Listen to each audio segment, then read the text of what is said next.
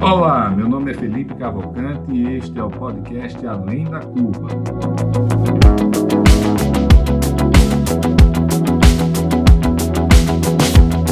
Uma realização da DIT Brasil e da Match Academy.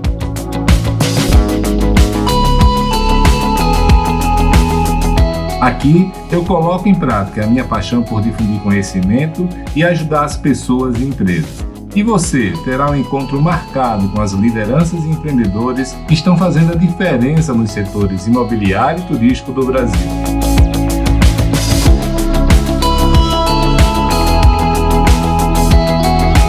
Você já conhece a DIT Brasil? A DIT é a entidade de atuação nacional nos segmentos de comunidades planejadas, loteamentos, desenvolvimento urbano, multipropriedade, time sharing e investimentos imobiliários.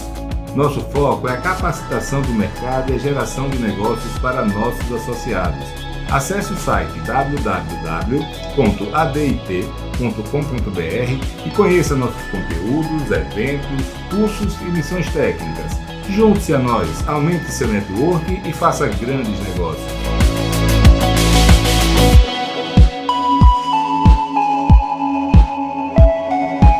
A Match traz para o Brasil um novo conceito de união entre conteúdo de qualidade e geração de negócios.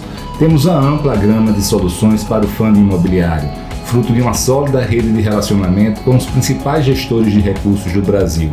Se você precisa de recursos para seu empreendimento, fale conosco, certamente teremos uma solução. Com os serviços de advisory e conselho de administração, as empresas poderão contar com toda a experiência, conhecimento, rede de relacionamento e dedicação pessoal de Felipe Cavalcante para planejar seu crescimento ou para reduzir a curva de aprendizagem nos setores de multipropriedade, time sharing, bairros planejados, loteamentos e complexos imobiliários turísticos. Já os cursos realizados pela Match apresentam assuntos muitas vezes inéditos no Brasil, sempre com viés prático e realizado pelos principais especialistas do país. Com o Advice Club, incentivamos o network e a troca de experiências entre empresários e executivos dentro de um ambiente único de transparência e colaboração entre os participantes. Através do movimento Somos Cidade, a Match está contribuindo para difundir o papel positivo do setor privado no desenvolvimento urbano e a importância de tornar as cidades mais acolhedoras para as pessoas. Com os podcasts Além da Curva e Somos Cidades, a newsletter Fica a Dica e o blog Para Reflexão, reforçamos nossa missão de reunir, simplificar e difundir conhecimento.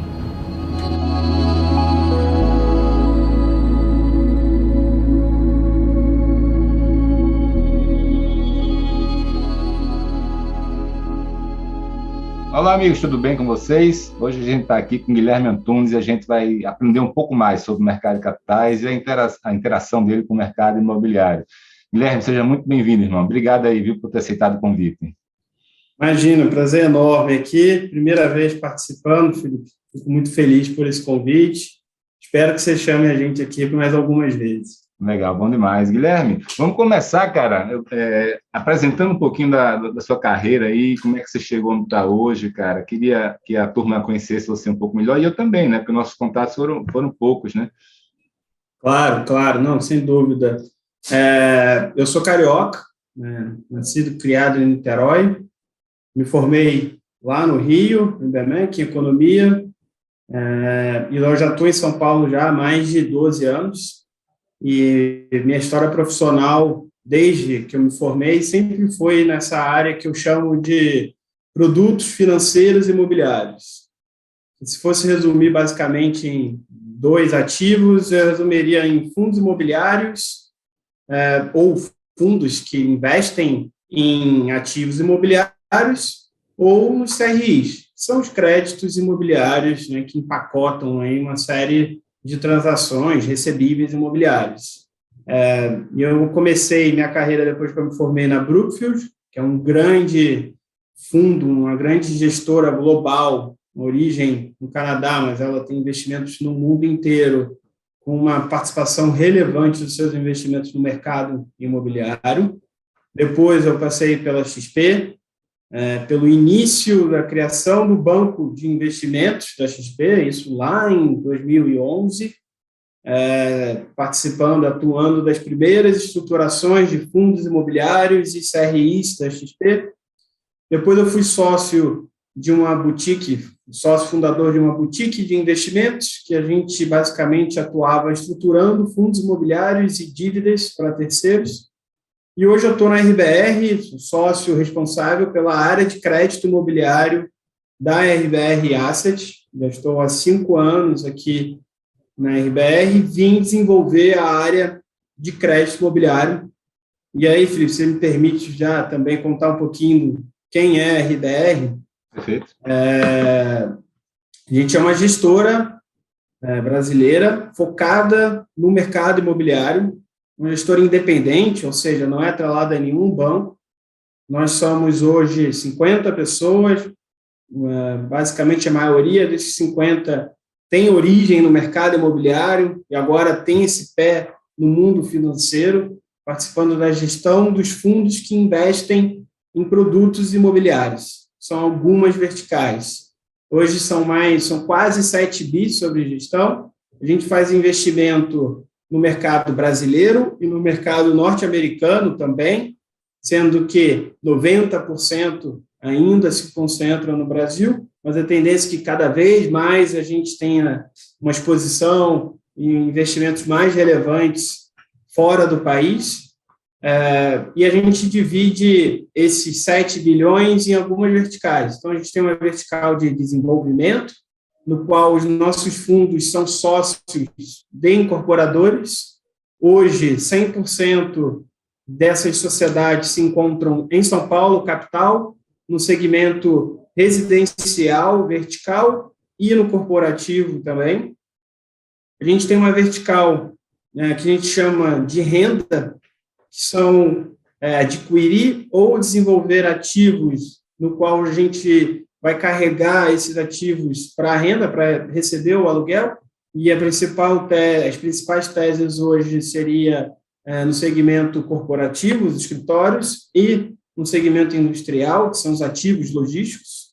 A gente tem uma área que a gente chama de multi-estratégia, é uma área que compra e vende participações em fundos de terceiros, em ações de companhias listadas, investe em outros negócios também, mas com um olhar mais tático, né, um pezinho ainda mais no mercado financeiro. E, por fim, a gente tem a área de crédito imobiliário, que é a área que eu sou responsável, que o que a gente faz, basicamente, é prover capital, crédito, para empreendedores do setor imobiliário. Hoje, 80% da nossa carteira está localizada na região de São Paulo, mas a gente tem negócio com empreendedores em outros estados também. Na nossa carteira, também, uma concentração relevante no segmento residencial, 50% está no segmento residencial. E a gente é muito otimista com essa vertical nossa de crédito imobiliário, ainda mais no país que a gente vive, a gente acha que tem ainda muito para crescer. Então, isso, aproveitei para falar um pouquinho de mim e já também da gestora, que é essa empresa que hoje eu faço parte, muito orgulho de ajudar a ter participado do crescimento dessa empresa, ainda tem muito para acontecer. Bacana, cara. Eu estou aqui só pensando em lhe perguntar uma coisa, cara, não sai da minha cabeça. É verdade que o que é que Niterói tem de melhor, não? Olha, eu tendo a concordar, sabia? Não vou enganar, não, mas falam, né? Falam que o melhor de Niterói é a vista para o Rio. Então, tem essa piada que os cariocas... É aquela famosa piada que o cara passa o resto da vida ouvindo, né, cara? É que nem um amigo meu, um grande amigo meu de Pelotas, cara. Toda vez que eu falo com ele, fico com vontade de fazer uma piada, mas chega uma hora que fica chato. Mas, cara, já que você está tocando aí crédito imobiliário, qual o segredo, irmão, de tocar crédito imobiliário? Né? Onde é que está o pulo do gato? Onde é que são as principais premissas assim que vocês olham, né? O que é que você não pode deixar de ver quando está analisando uma operação e uma empresa? Legal, Felipe. A gente, como eu falei, né, a gente hoje A gente se considera mais uma empresa do mercado imobiliário do que uma empresa do mercado financeiro. Isso faz com que a gente tenha um olhar para o produto, um empreendimento, para o tijolo em si, de uma forma muito detalhista, buscando os fundamentos por trás desses empreendimentos. Então, com um olhar quase de um empreendedor do segmento imobiliário, um dono de uma incorporadora, ele olha um determinado terreno, ele já visualiza o produto que ele vai desenvolver ali, quais são os potenciais riscos que pode ter ao longo desse desenvolvimento, qual que vai ser o preço, qual que vai ser quais são as peças que ele vai ter que mexer para aquele empreendimento chegar até o final, né? E o empreendedor imobiliário, ele, ao contrário de grande parte dos segmentos, principalmente no mercado financeiro, ele tem um olhar de longo prazo, demora pelo menos 3 anos para você desenvolver um negócio imobiliário. Tem outros que demoram 10, 15 anos, né? Então, essa visão de longo prazo também ela é essencial. Então, assim, se eu tivesse que dizer as características principais quando a gente faz crédito imobiliário, muito atento aos fundamentos dos empreendimentos imobiliários por trás, uma visão de longo prazo, sempre, quando a gente faz negócio, e a visão não é só em relação ao aquele negócio que a gente fez, mas também a relação que a gente tem com os nossos parceiros, que são os devedores dessas operações. Eu comento que negócio bom é um negócio que você repete, não é um negócio que você ganhou muito dinheiro uma vez, né? Então, esse é um cuidado que a gente tem. E terceiro, que a gente vem cada vez mais investindo mais, tentando ajudar os nossos parceiros, que é a questão da governança, que é a questão da reputação desses nossos parceiros, né? Buscar, como eu falei, empresas, parceiros que a gente vai repetir os negócios. E, para isso, a gente quer parceiros que compartilhem da nossa filosofia, que compartilhem da nossa visão de longo prazo, que também queiram fazer negócios com a gente mais de uma vez. E aí, para isso, a gente tem que ter uma confiança nos números daquela companhia, nos números de um determinado empreendimento que é a garantia do nosso negócio, como é que é o plano de crescimento de uma determinada companhia, se ela tem sucessão ou não, como é que é o compartilhamento de informações dentro daquela empresa, tentando enxergar naquela companhia um potencial de longo prazo, né? E não apenas olhar o histórico, né? Olhar para trás, mas tentar olhar um pouco para frente também.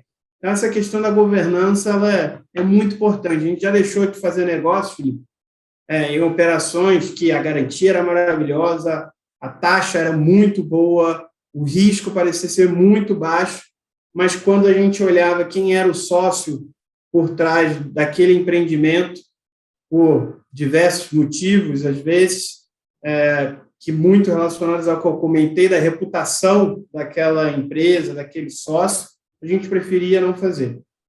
E mesmo sabendo que, potencialmente, essa mesma empresa ia bater na porta de outra gestora do lado e faria o negócio, com certeza, na hora, mas a gente não tem receio de deixar de fazer um negócio a partir do momento que a gente entende que algumas características, alguns valores acabam não sendo mútuos. Cara, bacana você falar isso, é interessante, porque a gente, quando é mais novo, né, todo mundo fala para a gente que o importante é o parceiro, né, não o negócio. Porque o negócio ruim com parceiro bom, a gente dá um jeito, a gente senta na mesa e resolve. O negócio bom com parceiro ruim não vai para canto nenhum.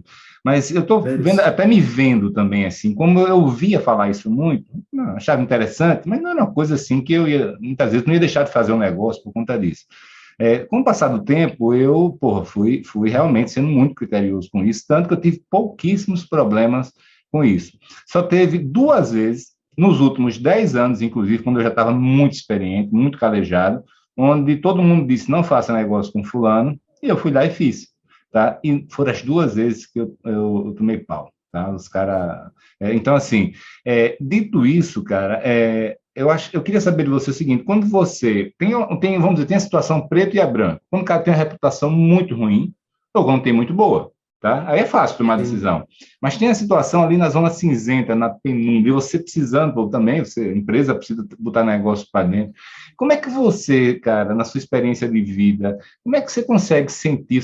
Hoje você já tem um instinto para perceber quando a pessoa é do bem ou do mal, quando um sócio vai ser difícil ou não? Você se assusta com um sócio difícil, mas decente? Ou não, o cara tem que ser um cara fluido, um cara que se sente na mesa numa boa. Como é que você enxerga essa relação aí? A gente tem aqui alguns questionários, vamos chamar assim, alguns modelos, alguns checklists, que são perguntas que muitas vezes a gente está menos preocupado com o que vai ser respondido, mas como vai ser respondido, né?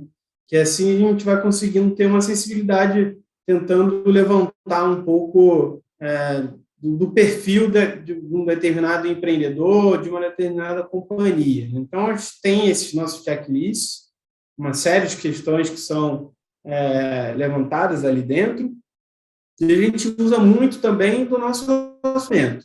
A gente liga para os nossos parceiros e pergunta. Então, assim, você está aí em Maceió, sei que você tem uma boa relação na região, tem no Brasil inteiro, mas usando exemplo de Maceió. Então, se for fazer um negócio em Maceió, eu vou te ligar. Ô, Felipe, conhece fulano? Já fez negócio com ele? Como é que foi? E tal.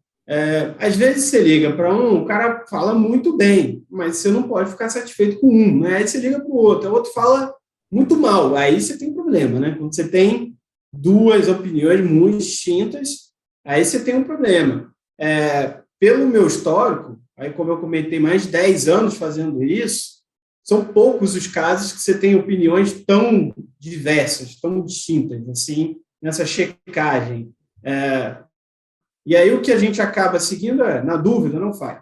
Na dúvida, não faz. É melhor ficar apertado por um momento, sem gerar negócio, que seja, mas aquilo vai passar, entendeu? Porque se na dúvida você fizer e se arrepender depois, o problema vai ser muito maior do que não fazer o negócio naquele momento, né? Então, assim, tem que ter uma convicção muito grande de estar por trás. Então, primeiro ter os checklists são muito baseados na experiência passada, nos negócios que a gente já fez. Segundo, usar redes de relacionamento. E terceiro, na dúvida não faz. E ser fiel a isso, né? Que é o mais difícil, né? Porque saber, todo mundo sabe. Fazer, de vez em quando, é que a gente se auto-engana, né, cara? A gente tenta fazer uma racionalização justificativa, mas eu, particularmente, confesso que nunca tive muito problema com isso, não. Tanto que eu me orgulhava disso, né? Porque eu realmente deixei de fazer muitas obras, parcerias, fiz mais de 200, e aí nunca tive nenhum problema sério. Aí eu estou orgulhoso disso, e agora, já macaco velho... E aí a gente está no mundo, né, cada vez mais fala em inteligência artificial, em modelo de não sei o quê, tentar parametrizar tudo, racionalizar. Como é que a gente coloca, no modelo 200 empreendimentos que você já fez? Sei lá quantos anos de história que você tem, é muito difícil, né? Então, assim, hoje você tem essa sensibilidade, né? Hoje, provavelmente, você tenta passar isso para outras pessoas que trabalham com você também, que é muito complicado, cara, né? Isso. Como é que a gente ensina isso? Não, mas eu deixei de atuar, né, no mercado, né, e também arrendei o resort que eu tinha aqui esse ano agora. E aí eu fiquei desempregado, né? E aí é engraçado que agora, por que pareça, sem ser iniciativa minha, a maior parte do meu tempo hoje é ser conselheiro. Tá? É advisor e conselheiro, porque é exatamente isso que as pessoas querem, as pessoas estão aflitas. E eu já passei, assim, para mim é tudo tão óbvio, sabe, Guilherme? Eu olho assim para as situações que eles trazem, tudo tão claro para mim como deve ser agido, porque eu já fiz isso, já passei, né? Então é tentar ajudar a turma. Mas vamos voltar então para outro assunto aí que você falou que me chamou a atenção, que foi a governança, cara.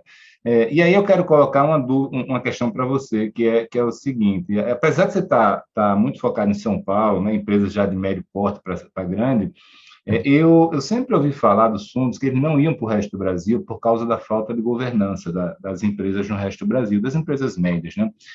E confesso que há 10, 12 anos atrás, 15 anos atrás, pô, eu concordava plenamente, né?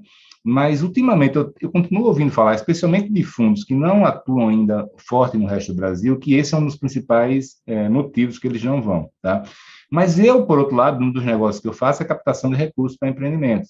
Cara, é muito raro eu ver uma empresa hoje que não tenha uma governança de sistema, vamos dizer assim, de informação, né? Contabilidade, eventualmente, pode não ser auditada, mas funciona, né? Eu queria saber de você, assim, quando você olha, fala em governança, uma empresa de médio porte do Ceará ou do Rio Grande do Sul, e daqui a 2 anos você vai querer fazer negócio com ela, o que é que ela tem que prestar atenção para passar no seu checklist aí? É o que você comentou dessa questão, né, do mercado aqui da Faria Lima, né? Acaba sempre falando muito assim, não faço negócio lá por causa da governança. É uma desculpa fácil, né? A gente sabe disso. E hoje, como você bem comentou, as empresas estão se estruturando, estão indo nesse caminho. Cara, e sabe o que é que acontece? É muito engraçado, porque elas todas têm os mesmos sistemas. Hoje, você tem um construtor de venda, você tem um Cienge, você tem ali 2 ou 3 sistemas para cada situação dentro da empresa, e todas elas têm, cara, as empresas todas automatizadas, com o sistema funcionando, Sim. muito legal. Sim. Então, assim, o que eu posso dizer é algo básico, e aí eu acho que isso melhorou muito também, mas ainda pode continuar olhando, que é o quê? A auditoria por um terceiro. E não precisa ser as 4 grandes, né? O mercado aqui na Faria Lima chama de Big Four, os 4 grandes do mundo, né? Não precisa ser esses caras, porque o custo realmente, dependendo do tamanho da companhia, é muito elevado. Mas tem outras empresas menores que prestam um bom serviço que já gera um conforto maior para quem estiver avaliando. Isso não precisa ser um fundo na Faria Lima, pode ser um banco. O banco que tiver acesso a um balanço auditado por um terceiro, ele vai se sentir mais confortável de fazer negócio. Então, assim, eu acredito que esse é o básico. Uma empresa hoje é média, já tem um bom faturamento, já tem sua estrutura, já tem seu sistema, né, de RP. Como você falou, tem alguns sistemas aí disponíveis no mercado. Acho que um passo importante aqui é arrumar a contabilidade. Arruma a casa, que acho que isso já vai ajudar bastante. Tá? E aí, falando um pouco sobre... Essa seria uma contribuição que eu tenho de sugestão para as companhias. E aí, falando um pouco por que a RBR hoje tem uma concentração grande de negócios na região de São Paulo. Porque, como eu comentei, para a gente entender no detalhe o empreendimento, a garantia, o produto, é muito importante. E a gente sabe que negócio imobiliário é um negócio artesanal. Quem tentou fazer isso em escala quebrou a cara. A gente tem alguns exemplos aí no Brasil afora, né? E por ser artesanal, isso quer dizer que é customizado para cada região, né? Você deu exemplo aí, do norte e sul. Fazer um empreendimento no norte é muito diferente de fazer um empreendimento no sul por diversos motivos. Cara, deixa eu dar um exemplo para você. Eu sou de Maceió, eu tenho uma filial no Maranhão, né? A gente foi em 2002 para lá, e fazia pedras de alto padrão lá, e muito bacana. Mas, velho, era outro mundo.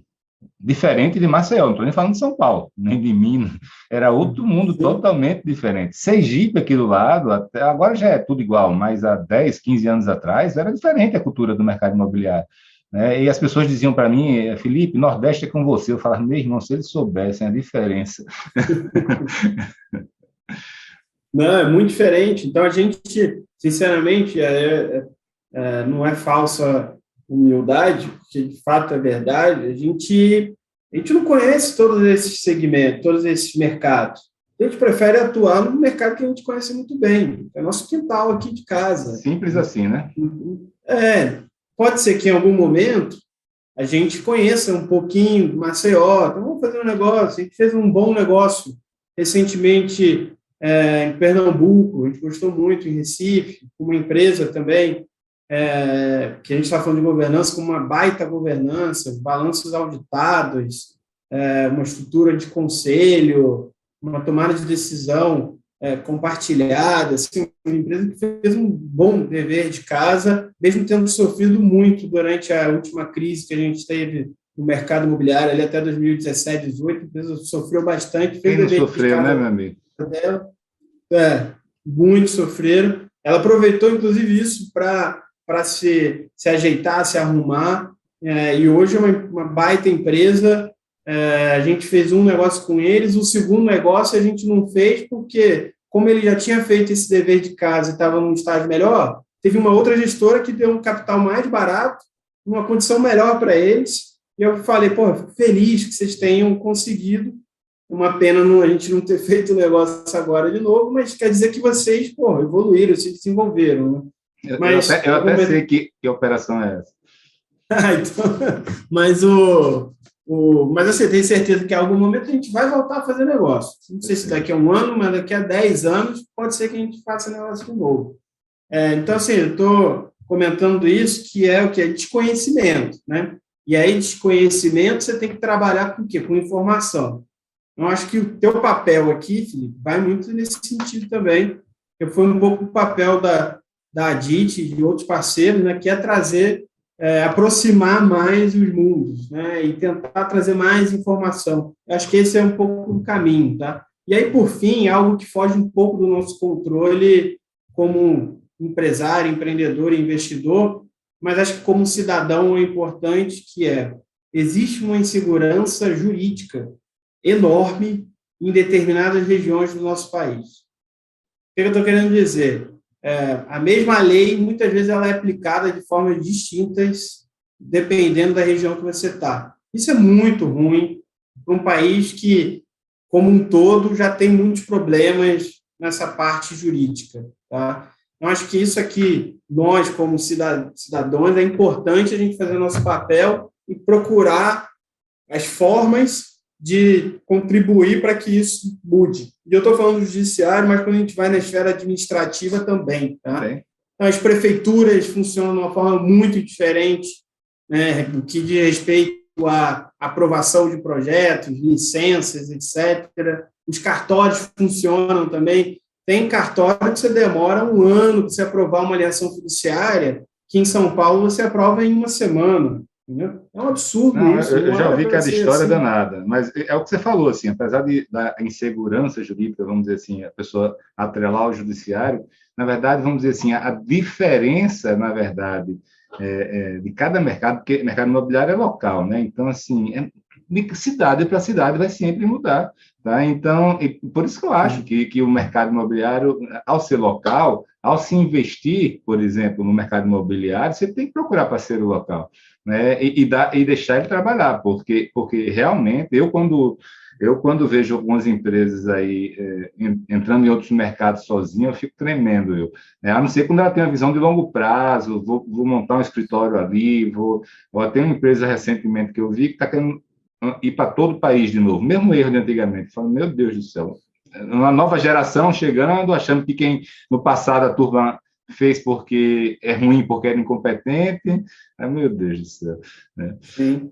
E eu acho que também está na hora, aí também, por que os fundos só têm que existir na Faria Lima? Né? Porque é onde está o dinheiro.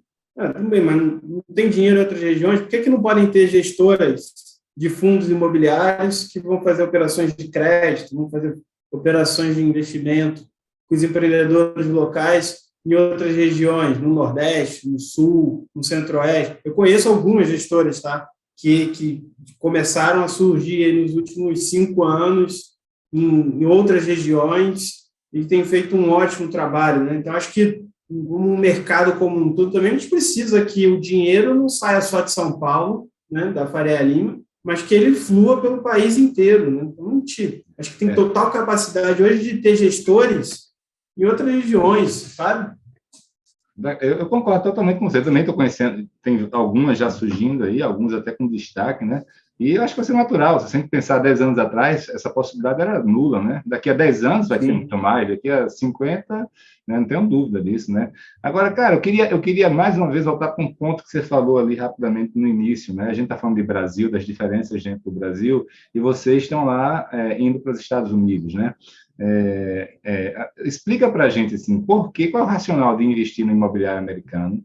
A gente está vendo lá, de um lado, ele indo muito bem, né?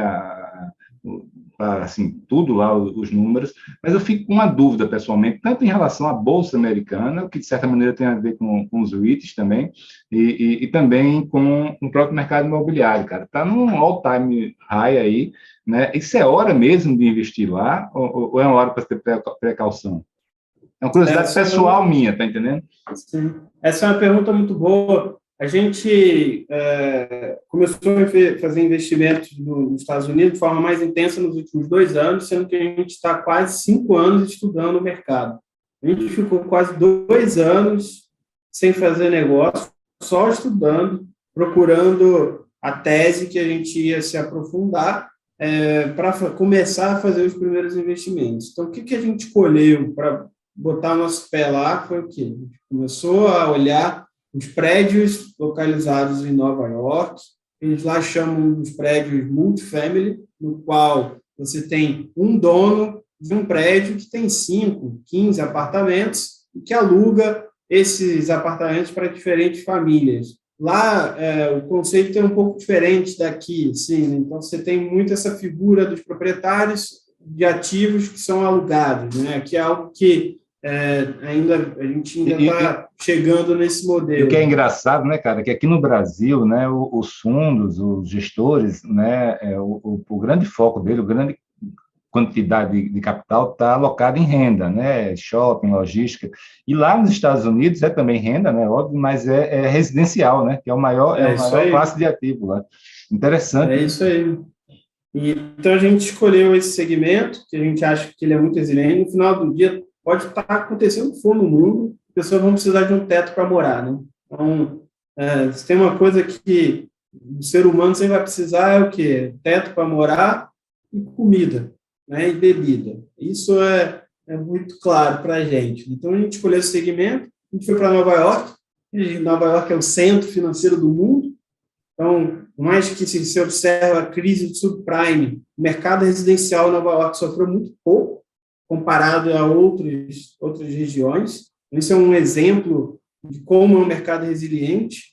Então, a gente começou a comprar os prédios antigos, lá de Nova York, reformar, alugar e vender para os fundos, para outros investidores grandes que não fazem esse artesanal, esse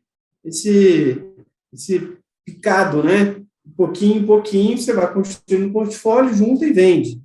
Vocês fazem isso em apartamentos ou prédios inteiros? A gente compra, são prédios pequenos, de no máximo 3 andares, são prédios de 100 anos, 150 anos. Então, assim, são prédios que alguns precisam passar por uma renovação substancial, trocar toda a elétrica, a parte de aquecimento, às vezes até estrutural mesmo. E aí, depois que a gente faz essas reformas, reposiciona esses ativos, lá existe um desafio enorme. A gente acha que só aqui no Brasil que existe um certo protecionismo, né? Mas lá eles têm uma lei que é de rent control, que eles chamam, né? Que é controle de aluguel, muito por conta do pós-guerra. Eles acabaram dando para algumas famílias, em determinados apartamentos específicos, a garantia de que aquele apartamento vai ter o mesmo aluguel durante um período de 50 anos. Então, uma tentativa de segurar o aumento dos preços do aluguel, sendo que o impacto acaba sendo o contrário. Total. Mas a gente acaba tendo que viver com essa situação lá, entendendo a dinâmica, e a nossa experiência está sendo muito positiva. Hoje a gente está indo agora, esse ano, para o terceiro momento, né, dessa nossa estratégia. E aí isso permitiu a gente conhecer mais o mercado como um todo, porque uma vez que a gente estava com o pé lá, a gente começou a estudar outros segmentos, né? E hoje a gente tem também um fundo que investe nos REITs, você comentou, que são ações das empresas do mercado imobiliário listados lá na Bolsa Americana, que também tem, aqui como no Brasil, incentivo tributário também. É um mercado gigantesco lá, 30%, a classe faz parte de 30% do patrimônio das famílias americanas. Você vê o tamanho da relevância. Aqui no Brasil é minúsculo. E um segmento que no ano passado teve um crescimento absurdo de 30%, porque com a pandemia em 2020 caiu, mas já no segundo semestre de 2020 recuperou muito rápido e 2021 decolou, puxado muito por alguns segmentos. O segmento residencial é um dele. Então, hoje você tem um problema nos Estados Unidos de moradia disponível. É enorme. Então, isso... A escassez de moradia hoje lá é uma coisa absurda. Você tem o segmento industrial também, que são os parques logísticos, muito por conta da expansão do comércio eletrônico. Então, isso também puxou muito o segmento. E, por fim, eles têm um segmento também, né, tem tido uma performance muito boa, apesar que esse mês de janeiro, agora, em 2022, caiu muito, que é a parte de infraestrutura, que são os data centers, né, centros de dados, e as torres de celular também, que é um segmento relevante lá dos Estados Unidos, e que nos últimos anos tem tido uma performance muito boa, e a perspectiva futura também é muito boa, né? Mas agora, nesse momento, e aí falando de hoje, né, que momento que a gente está hoje, né? Se você olhar, essas ações caíram muito nesse ano por conta do aumento da taxa de juros dos Estados Unidos, que deve começar agora em março, e isso acaba gerando impacto significativo no mercado como um todo. Acho que uma série de incentivos também durante a pandemia tendem agora a serem reduzidos, medo de inflação nos Estados Unidos, no mundo como um todo, isso gerou um impacto. Mas a gente continua muito otimista, Felipe, dessa nossa exposição lá. E o incentivo que fez a gente ir para lá vai em linha com o motivo da origem da RBR, que foi o quê? Tentar trazer para os investidores, para as famílias no Brasil, oportunidades de investimentos no mercado imobiliário de uma forma mais estruturada, mais organizada, com um olhar profissional especializado por trás. Porque o brasileiro, e não é diferente do americano, de certa forma, adora imóvel, sempre adorou. Só que aqui no Brasil, o que a gente, como família, quando começava a sobrar um dinheirinho, fazia? Eu comprava um apartamento, comprava um terreninho. Assim, não estou dizendo que isso é ruim. Não, funciona para muita gente, vai continuar funcionando. Mas existe uma outra forma, que é você o quê? Terceirizar esse seu investimento com gestores dos fundos imobiliários. Esse foi um dos motivos que a gente criou a RBR lá atrás, e a gente quer proporcionar para esse investidor nosso que está com a gente hoje a gente tem quase 300 mil investidores. A gente quer que essa nossa base tenha acesso também a investimentos em outros países. E aí, começando pelos Estados Unidos, mas quem sabe, em algum momento, na Ásia, na Europa, ou em outros... Eu ia lhe perguntar isso, porque todo mundo aqui, né, o nosso vínculo é muito com os Estados Unidos, né? Todo mundo que está querendo investir vai para os Estados Unidos, né? Europa, não vai. Mas, cara, deixa eu fazer uma pergunta aí, já que você falou aí dos Estados Unidos, do multifamily, né? Cara, e no Brasil, velho, você acha que consegue parar de pé isso, ainda mais com esse novo cenário de volta à normalidade da taxa de juros da gente aqui? Acho que o grande desafio que a gente tem é a taxa de juros. Nos Estados Unidos, você está falando de juros, assim, um patamar estável de 2% ao ano. No Brasil, qual que é os juros estável? A gente não sabe, né? Eu sou novo, você é um pouco mais velho que eu, mas, assim, desde que eu me lembro por gente, acho que assim foi a questão. Qual que é o juros estável no Brasil, né? A gente, há 2 anos atrás, estava 18 meses atrás, estava 2%, agora já está mais de 10%, vai chegar a 12%, né? Se parar em 8%, eu acho que está ótimo, essa é a minha visão aqui. E aí permite que alguns negócios comecem a surgir, como esse de renda residencial também, que ele não sobrevive num cenário de juros altos, não tem como, é inviável você conseguir com juros de acima de 10%, que a gente está hoje, tornar esse mercado sustentável. Você comprar o terreno, construir, alugar e a renda ser maior do que 10%, não é trivial, né? Então, os juros é o grande inimigo desse segmento. Mas a perspectiva de longuíssimo prazo, falando de 5, 10 anos, ela é positiva nesse sentido. A gente vê aqui alguns investidores, e nós somos um deles que aposta nesse segmento. A gente gosta muito de dar crédito para esse segmento, porque crédito você está protegido, você recebe na frente, você tem a prioridade ali, né? Mas a gente também já começou a fazer alguns investimentos também como sócio em empreendimentos focados em residencial para renda.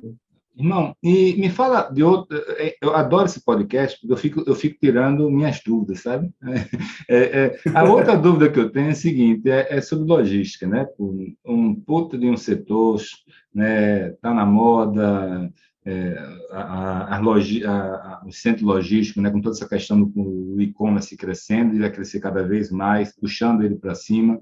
Por outro lado, toda vez que eu vou para São Paulo, se eu passar um ano e andar ali por aquelas rodovias aí perto da cidade, isso aí em um ano consegue fazer um baita de um CD, né? Então, assim, a barreira de entrada também é muito pequena, né? Então, o aumento da oferta pode ser muito rápido, né? Esse ano, inclusive, teve um aumento violentíssimo, né? Me conta qual é a sua visão sobre isso aí, sobre esse equilíbrio entre oferta e demanda em logística e qual dos dois vai ganhar aí no curto e médio prazo? A gente hoje acredita que a demanda por área ainda supera a oferta e deve continuar assim por algum momento. Isso eu estou falando na média. Se você olhar regiões específicas, pode ser que você tenha esse desequilíbrio no qual a oferta, em algum momento, vai superar a demanda. Tá?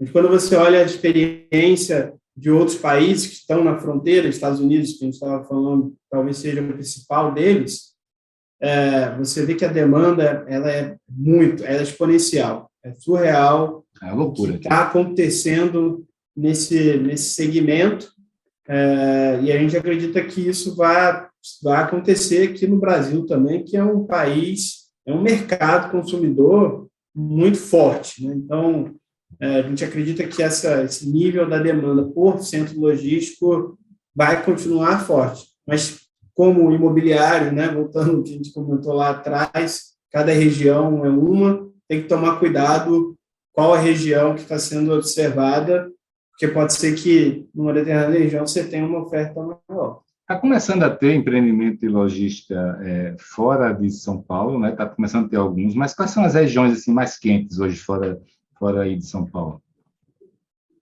Você tem uma região em Minas também, que fica na fronteira com São Paulo, que acaba se beneficiando de alguns incentivos fiscais também, e ele consegue atender outros estados, mas também atender o estado de São Paulo, né? Você pega ali a região de Extrema, acho que é um grande destaque, você tem alguns fundos imobiliários com ativos em Extrema, é uma região que tem chamado muita atenção aí dos investidores como um todo, e a gente observa também no Nordeste, também alguns centros importantes, que a gente acredita que devem continuar crescendo também. Eu não sou especialista no segmento, então a gente tem aqui um time de pessoas. Se vocês tiverem interesse, depois a gente pode até marcar um outro podcast falar só sobre logístico, porque aí eu prefiro passar a palavra para os especialistas. Muito bem, para os universitários. Agora, cara, também eu tinha preparado umas perguntas para lhe fazer e até agora eu não toquei nelas, né? Estou só pegando o que é que você falou aí e vou chamando minha atenção. A outro ponto que você falou aí, primeiro do modelo de investimento brasileiro, que era comprar um apartamento, era o terreno até com proteção contra a insegurança da gente aqui, né?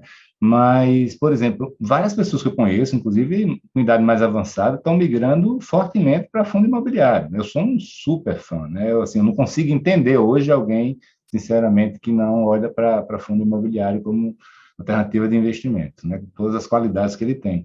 E isso fez, por exemplo, que você tivesse 300 mil investidores aí, pessoa física, e tem 1,5 milhão já na B3. Né? Cara, e como é isso? Porque eu não tenho dúvida que quando vocês começaram na RBR, não era o foco principal. Acho que os investidores eram muito mais qualificados, family office, né? Etc. O que é que precisou mudar na chavinha aí de vocês para estar falando com essas pessoas, se comunicando? Fico imaginando os fóruns na internet, os grupos de WhatsApp, de Telegram, nos condomínios já é uma loucura, imagine que vocês devem sofrer aí, né?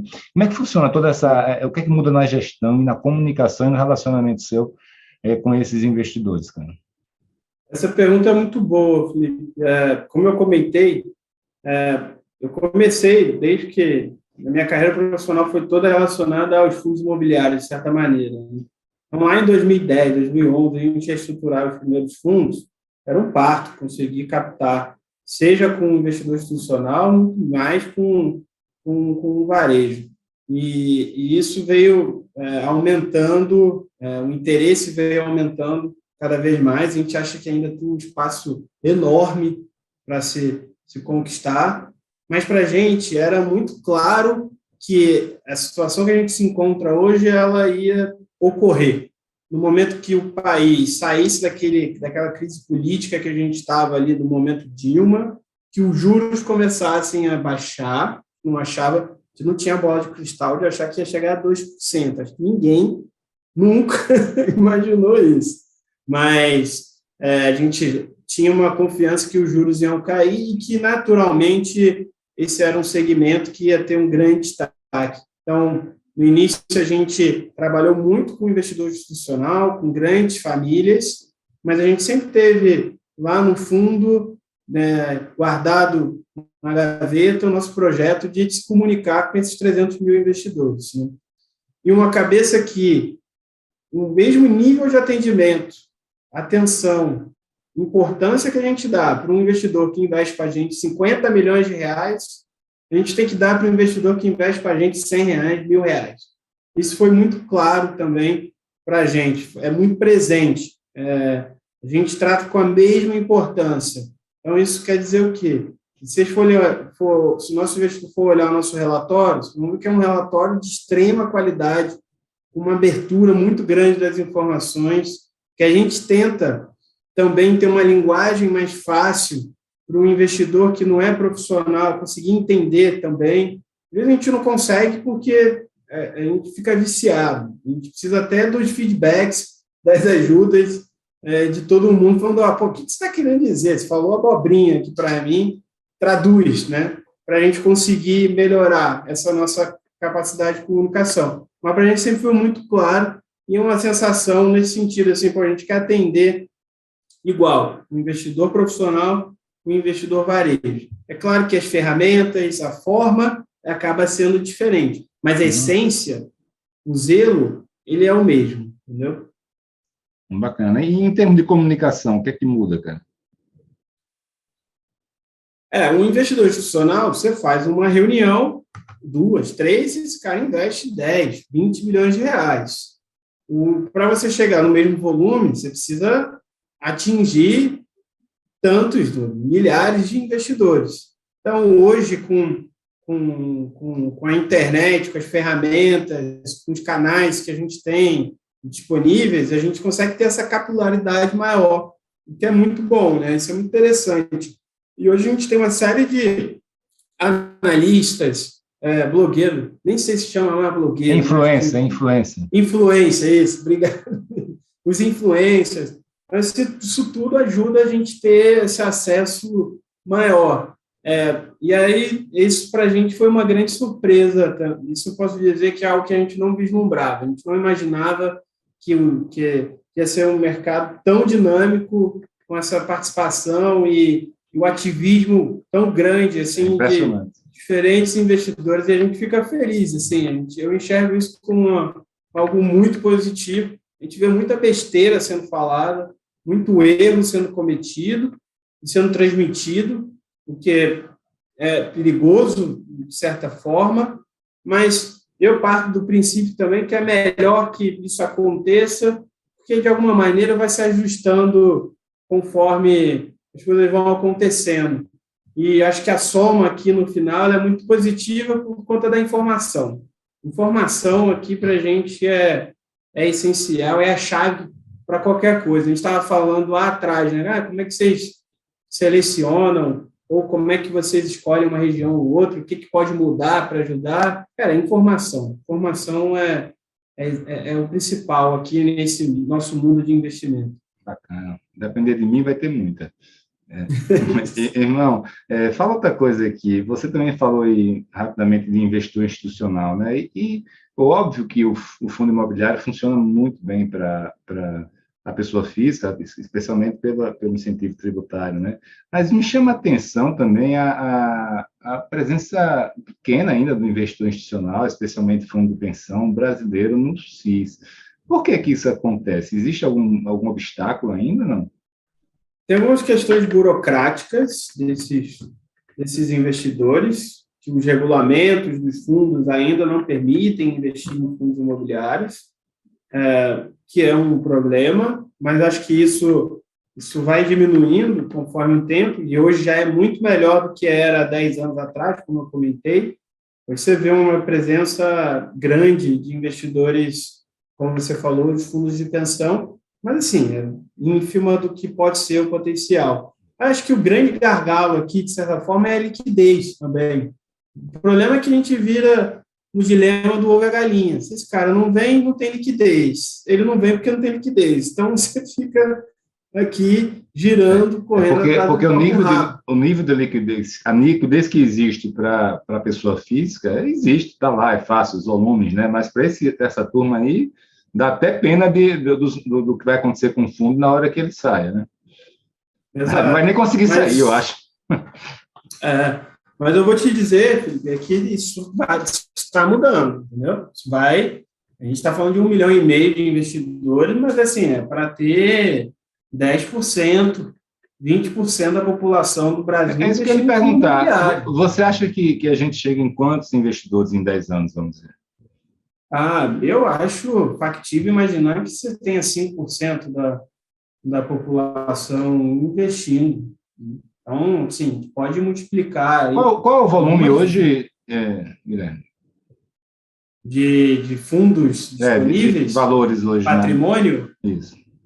Eu não tenho agora esse número atualizado, não. Eu tenho só fundos de crédito, isso já supera hoje 90 bilhões de patrimônio. Só os fundos de crédito, que é um dos principais segmentos dos fundos imobiliários, é o de crédito. Mas você já tem um tamanho significativo. Isso é o tamanho da carteira imobiliária de crédito de um banco grande. Então, você já começa a ver como já incomoda, né? E é engraçado, né, que realmente está surgindo essa alternativa, né, aos bancos, né, para funding do setor imobiliário. Muito legal, né? Antigamente não tinha. Hoje, muitas loteadoras, por exemplo, do Brasil todo, estão com funding garantido, até setores novos, como multipropriedade, né? Então, hoje a pessoa pode não querer fazer por causa do custo da operação, mas hoje, faltar recursos para fazer um empreendimento, hoje não tem mais, não. Até porque muita gente já começa a ir para operações mais arriscadas, de desenvolvimento, de equity, de empréstimo ponte, né? Ou seja, está muito bacana esse movimento, mas me fala outra coisa aqui, que é sobre exatamente os setores, né? Quais são os setores hoje, assim, se você tivesse um mandato bem amplo, um guarda-chuva amplo, Brasil todo, e você escolhe qualquer setor, quais setores que você não entraria de jeito nenhum, cara, que você não conhece, não entende ou não gosta? Não entraria de jeito nenhum hoje. Ou que seria o último da fila, vamos dizer, o último a você gastar energia. São os segmentos que a gente não conhece muito, ou conhece menos, né? Então, assim, você falou de multipropriedade, é um segmento que a gente conhece muito pouco.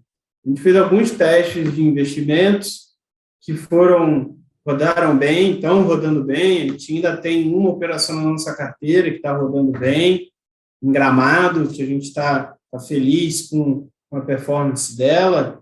A gente teve ali passando pela pandemia, ficamos preocupados com o que ia acontecer, mas, para nossa surpresa, superou as nossas expectativas nesse sentido, então a gente fica contente, mas é um segmento que a gente é novo no Brasil como um todo e a gente ainda precisa aprender mais. Tá? Então, não acho que seja um problema do segmento, é um problema nosso de não conhecer de forma profunda. Tá?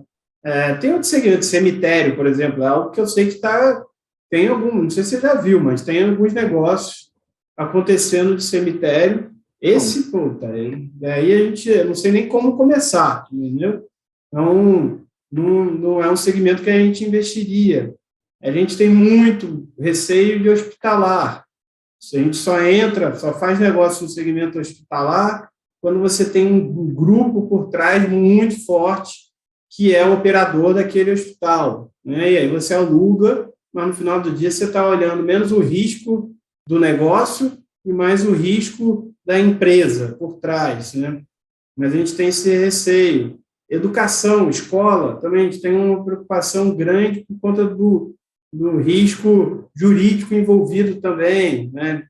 Então, tem alguns segmentos que a gente tem receio. A gente não tem nenhuma blacklist, falar isso a gente não investe. Mas é o que você falou, está mais para o final da fila.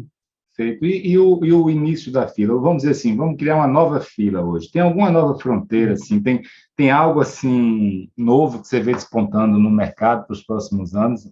Algo que você tem interesse assim, de entrar? O que a gente tem estudado, até por conta da nossa experiência lá fora, mas que a gente ainda não enxergou nenhuma estrutura sólida suficiente para a gente entrar, são os data centers. É um segmento que chama a nossa atenção, assim, e ainda não começou no Brasil, pelo menos pelos fundos imobiliários. É óbvio que você tem data center, é claro, a gente está falando aqui, está usando a infraestrutura desses data centers, né, de certa forma. Ou a gente está usando a infraestrutura de uma torre de celular, uma torre de internet aqui perto, né? Mas é algo que ainda é pouco estruturado. Quem atua são empresas privadas, o mercado ainda tem muito para ser explorado. Cara, e o que é que você acha que precisa mudar na indústria de fundos imobiliários para melhorar ainda mais o setor? Tem alguma mudança importante para dar um pulo? Hoje é mais mudanças incrementais? Eu acho que são mais mudanças incrementais. Talvez a primeira dela é em relação à questão da insegurança jurídica que ainda existe sobre determinados temas. Essa semana mesmo a gente andou tendo susto, né? Essa semana a gente tem isso, em alguns momentos fala sobre fim da isenção de imposto de renda e tal. Isso é muito ruim, né? Mas isso a gente acredita que superado, inclusive essa própria discussão agora, sem entrar muito no detalhe, a gente acredita que a gente vai sair melhor do que a gente está entrando. Isso necessariamente vai trazer uma padronização do que os diferentes gestores e administradores praticam. E a gente acredita que, independentemente se é de um jeito A ou B, pelo menos se todo mundo estiver fazendo da mesma maneira, pelo menos você consegue comparar um com o outro. Enquanto você tem um fazendo o A, o outro fazendo o B, você perde a base de comparação, a gente acha isso muito ruim para o investidor. Então, acho que o principal destaque, no meu entendimento, é isso. É a questão de insegurança jurídica, algumas necessidades que a gente tem de padronização e de práticas que são trabalhadas. Independentemente dessa melhoria que poderia acontecer, acho que o que a gente já tem hoje, a base que a gente tem hoje é muito sólida. Por isso que a gente tem aí 1,5 milhão de investidores e só vai aumentando, mas se eu pudesse escolher alguma coisa, seria nessa frente. Bacana, cara. Agora a gente está terminando, vou fazer mais 2 perguntinhas para você. A primeira é a seguinte: a gente quando vê esse mercado imobiliário, mercado financeiro, né, quem está lá em cima na cadeia alimentar é o investidor, o dono do dinheiro, né? Logo abaixo dele está o gestor de recursos, né? É um cara que realmente está lá no topo da cadeia alimentar do nosso setor. E isso parece ser muito glamouroso, acho que atrai muita gente, tem a questão de remuneração também. Então, muito bacana isso tudo. Mas e o outro lado, cara? Quais são os desafios de ser um gestor, né? Quais são as agruras, aí, as dificuldades? O que é que não é tão encantador assim que as pessoas de fora não enxergam? Acho que primeiro é a responsabilidade que a gente tem de administrar o patrimônio de muitas famílias, né? Eu não sei se todo gestor tem essa cabeça, essa preocupação, mas se alguém pretende um dia ser gestor, minha primeira sugestão é essa: pense que você está administrando um dinheiro de famílias, de pessoas por trás, e que isso é muito importante ter essa consciência e saber a sua responsabilidade por trás, né? Pode ser o dinheiro da sua mãe, pode ser o dinheiro do seu pai ali por trás, né? Então, você tem que cuidar disso com um zelo maior do que o seu próprio dinheiro. Eu acho que essa é a primeira questão aqui que tem que ser avaliada. E como a gente tem uma necessidade de atuar no mercado que ainda tem muita informalidade, que o nível do serviço ainda deixa muito a desejar em diferentes frentes, faz com que a gente tenha uma necessidade de, numa partida de futebol, jogar em todas as posições. A gente tem que ser desde o goleiro até o atacante. Tem que ser multitarefa, ter capacidade para isso, para conseguir entregar um bom serviço. Senão, o teu trabalho, tua gestão, ela não vai ser boa se você não estiver disposto a fazer de A a Z. Então, acho que traria esses dois destaques, né? Parece o investidor olhando de fora, muitas vezes ele acha que a gente fica sentado aqui no escritório, esperando alguém bater na nossa porta, falar, eu quero levantar tantos R$1.000 para fazer um empreendimento imobiliário. A gente pega o relatório, dá uma olhada e fala assim ou não, não é isso.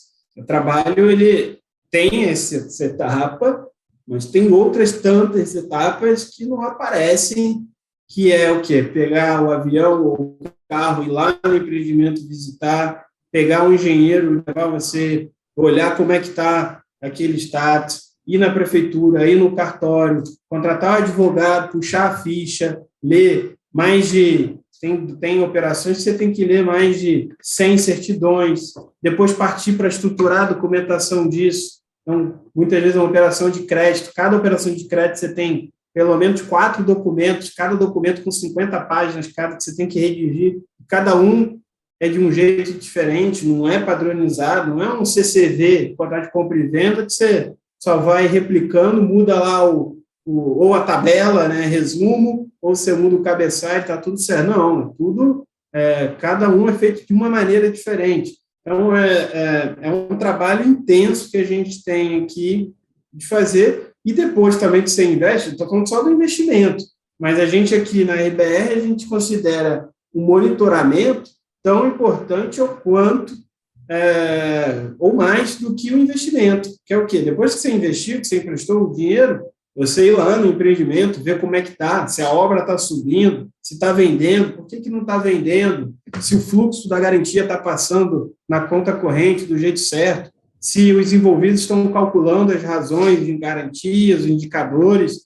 Isso dá um trabalho tremendo, mas é essencial, porque é ali que você mede o pulso, né, do paciente, né, vamos chamar assim, e você consegue antecipar também, ter os diagnósticos necessários para você evitar que você tenha um problema maior, que aqui no último caso é o quê? É o default. Um cenário que você quer chegar e executar uma garantia, mas em alguns casos, infelizmente, tem que ser feito. Então, é um trabalho muito intenso. Não é molezinha, não, filho. O pessoal fala que a gente ganha muito bem. É o jardim do vizinho, né? Todo mundo acha. Mas, cara, para terminar aqui, valeu pelo papo, né? Para terminar, eu queria, assim, a gente está aqui em fevereiro de 2022, para quem ouvir isso no futuro, estamos chegando aqui no ano de eleição, né? Um ano com taxa de juros subindo, inflação em alta, e a gente vê muitos companheiros aí do mercado imobiliário preocupados se vão lançar, se não vão, se acelera, desacelera. Ou seja, pô, já passamos por muitas crises, né? Como é que você, particularmente, lida com esses momentos de maior insegurança? O que é que você aconselha, seja para outros gestores, seja para empresários do mercado imobiliário, nesses momentos de maior incerteza? É para parar tudo? Diz aí qual é a sua filosofia, como é que você enfrentou já as que você passou? A gente é muito confiante com o mercado imobiliário no Brasil no médio e longo prazo. No curto prazo, é difícil acertar. E todos os empreendimentos imobiliários, como eu falei, eles demoram um tempo para se consolidarem, é natural. Então, assim, nossa indicação aqui é continuar apostando, mas se for para apostar nos melhores produtos. Né? Tem a carteira de 10, escolhe os 3, 4 melhores, não vai fazer os 10 agora, espera mais um pouco. Né? Vai ser mais seletivo no que se faz, mas apostar neles, porque o negócio que é bom não vai ser o resultado da eleição agora que vai comprometer o sucesso, de novo, no longo prazo, desse produto imobiliário. Não é essa a nossa cabeça. Então, quando a gente fala em crédito imobiliário, a gente está selecionando as melhores operações, aqueles produtos, aquelas garantias que nos parecem serem mais sólidas. Então, a gente está sendo mais seletivo, é natural isso, mas estamos fazendo negócio. A gente está na rua fazendo bons negócios. E, para o nosso lado aqui, como credor, acaba que a gente tem um momento agora que a liquidez diminui, né? O dinheiro no mercado diminui um pouco. Então, a gente acaba, queira ou não, cobrando um pouco mais caro pelo recurso que a gente tem disponível. Isso, para o empreendedor, para o empresário, é mais desafiador porque o custo do capital aumentou. Então, se tem algo que a gente sugere que tenha muita atenção, é isso. O dinheiro, hoje, está muito mais caro. Ele deve continuar assim, por pelo menos, para ser conservador, por pelo menos mais 2 anos. Então, se for para fazer conta, fazer as viabilidades, tem que ser considerado que o custo desse capital hoje está bem mais caro do que ele estava nos últimos 2 anos e deve continuar assim pelos próximos 2 anos. Independentemente do presidente que vai ser eleito, nossa percepção é que depois de 2, 3 anos, a gente tem um ambiente de negócio melhor. E aí pode ser que esse custo de capital reduza. Mas se o empreendedor pretende ser conservador, quer ser conservador, que a gente sugere, considera um custo de capital caro. Seja o de dívida, seja de um sócio que você vai tentar trazer para o seu negócio. Considera que a expectativa de retorno tem que ser bastante elevada. Feito, recado dado, cara. Valeu, Guilherme. Bom demais, irmão. Obrigado mesmo, adorei o papo. Como eu falei, né, eu adoro porque eu fico tirando minhas dúvidas, né? Sou o primeiro a aprender. E cara, passo para você fazer suas considerações finais aí. Legal, Felipe. Foi um prazer enorme, ótimo bate-papo. Está aqui à disposição. A gente falou durante um bom tempo, né? Um pouco mais de 1 hora, não sei se você está controlando. Exatamente, eu controlo aqui, eu só acho engraçado como passa rápido, como o papo tá bom. Passa rápido. Quando deu 45 minutos, parecia que a gente tinha acabado de começar. Eu falei, cara, se eu falar para ele que vai estar acabando, ele vai tomar um susto. Então, e tem mais aqui 10 horas, 15 horas de bate-papo para a gente. Como eu falei, praticamente eu fiz aqui agora no final as 2 ou 3 perguntas que eu tinha preparado para você. O resto foi coisa que foi surgindo. Pois é. Então tem assim, muito assunto, muito tema bacana. E acho que isso motiva, né? Isso é legal, né? Desafiador aqui para todo mundo. E a gente aqui na RBR, seja eu ou os demais do nosso time, a gente está inteiramente à disposição para discutir, conversar e bater papos como esse de hoje. Muito obrigado pelo convite. Valeu, Guilherme. Um abração, cara.